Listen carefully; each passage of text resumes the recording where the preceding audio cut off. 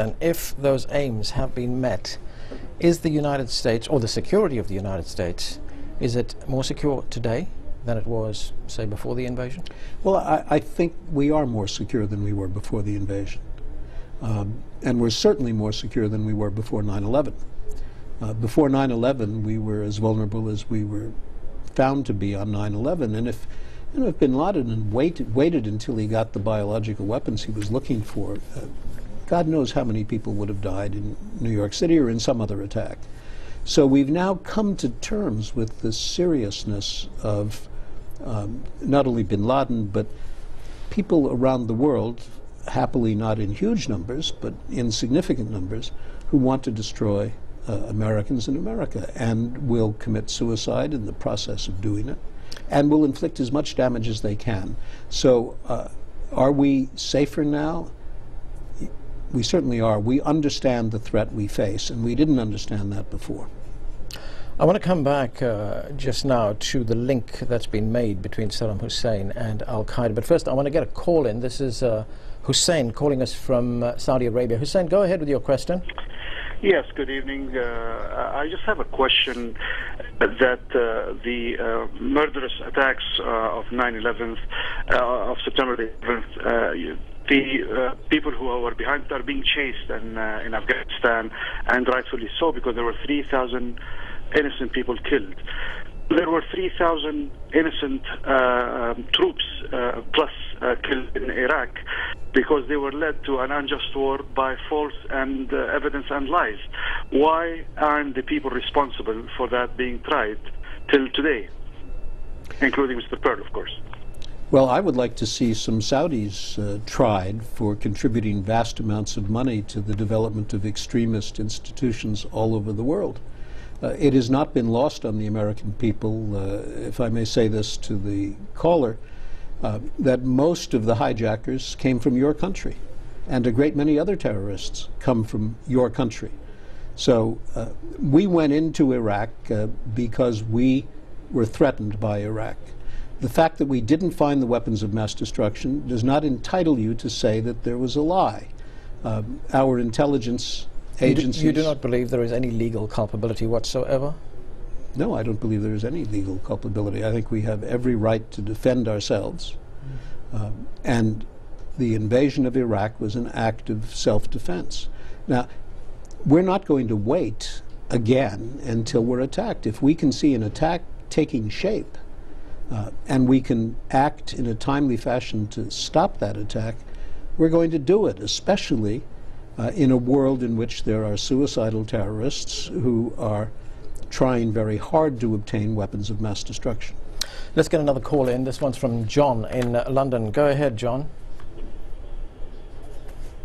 Yes, good evening, sir. I just want to ask Mr. Richard about what's happening in Iraq. Everybody is so concerned about what's happening in Iraq.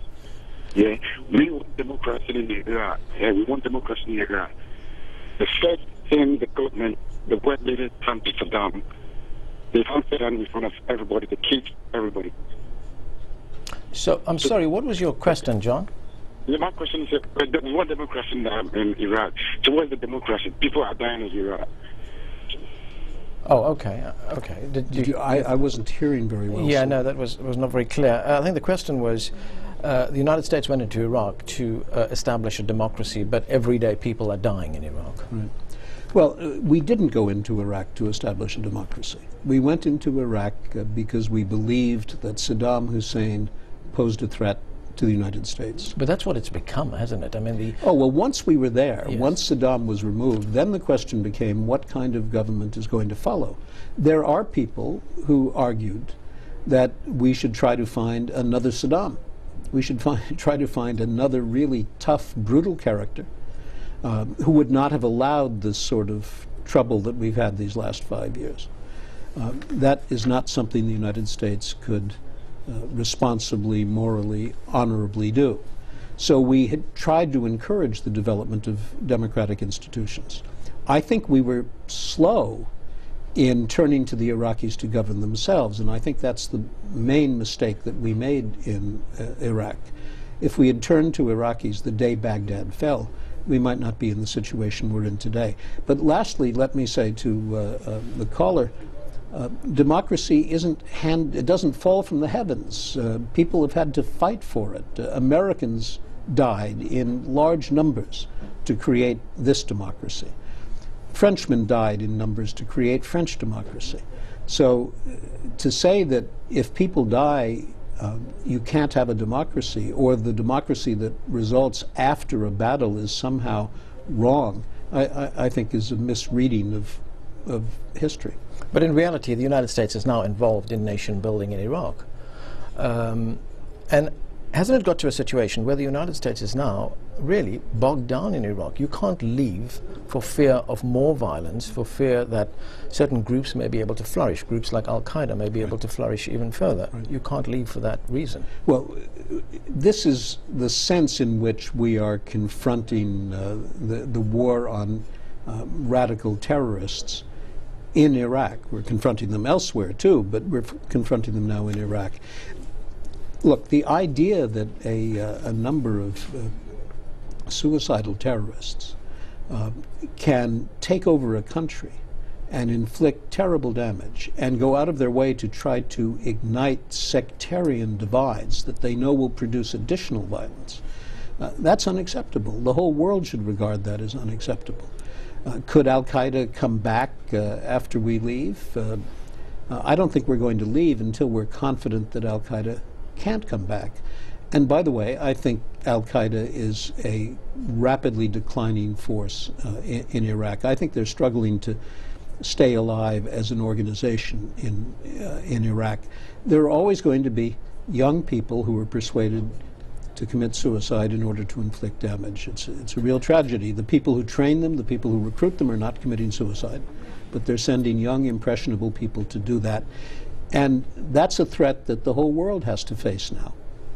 Is it your view that one of the ways in which America could secure its interests around the world is through this doctrine of regime change?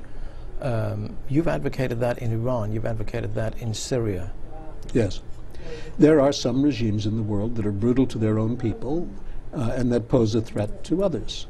The Syrians, for example, pose a threat to Lebanon and to a peaceful democracy in Lebanon.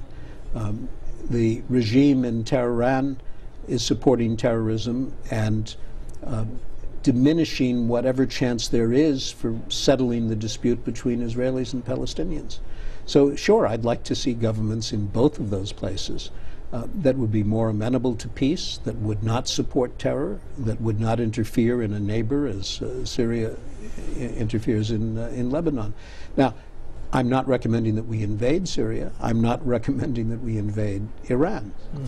There are people in both Syria and Iran, and there are people outside those countries who are from those countries who want to see regime change, and I believe we should be supporting them. I think they should have a chance within their own countries to get a better life for themselves and their neighbors. We've got about 30 seconds left. I want to get this question in. Did Israel's security interests play any role in the decision to go to war in Iraq? No, I don't believe so. In fact, the Israelis strongly counseled against going into Iraq. They had their own view. They believed that if we went into Iraq, it would limit our ability to go into Iran, which they thought was far more important. I never spoke to a single Israeli who favored our going into Iraq. Richard Perle, we're going to have to leave it there. Thank you for joining us. It's a pleasure to be with you. Thank you very much. And thank you for being with us. On tomorrow's show, we go behind the shadows with the former head of the Mossad, Efrahim Halevi. Don't forget, if you have any thoughts about pressing issues around the world, send your emails to riz@aljazeera.net. See you next time. Street Talk is next.